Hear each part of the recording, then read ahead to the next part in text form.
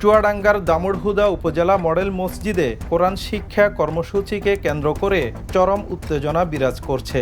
মুখোমুখি অবস্থানে চলে এসেছে জামাতে ইসলামী ও বিএনপি। পরিস্থিতি সামাল দিতে মাঠে নামতে বাধ্য হয়েছে প্রশাসনের ঊর্ধ্বতন কর্মকর্তাদের।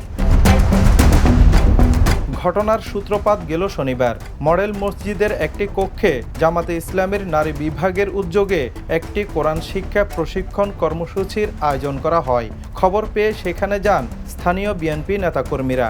কর্মসূচি নিয়ে প্রশ্ন তোলার এক পর্যায়ে দুই পক্ষের মধ্যে শুরু হয় বাকবিতণ্ডা ও ধাক্কাধাক্কি। পরে পুলিশ এসে পরিস্থিতি নিয়ন্ত্রণে আনে এবং নারীদের নিরাপদে সরিয়ে দেয়।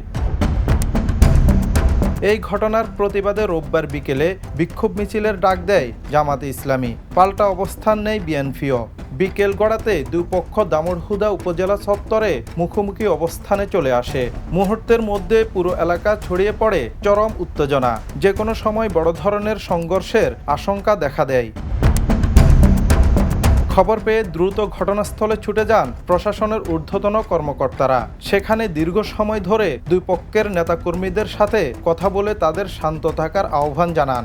এদিকে পরিস্থিতি নিয়ন্ত্রণে আনতে মডেল মসজিদের সব কার্যক্রম সাময়িকভাবে বন্ধ ঘোষণা করা হয়েছে। প্রশাসনের হস্তক্ষেপে রোববার রাতে উভয় পক্ষ এলাকা ছেড়ে চলে গেলে পরিস্থিতি স্বাভাবিক হয়। তবে পুরো এলাকা এখনও থমথমে অবস্থা বিরাজ করছে। অপ্রীতিকর ঘটনা এড়াতে অতিরিক্ত পুলিশ ও জেলা ম্যাজিস্ট্রেট সতর্ক অবস্থানে রয়েছেন। Desk report, the news. দেশে দেশে সবার সাথে দ্য নিউজ।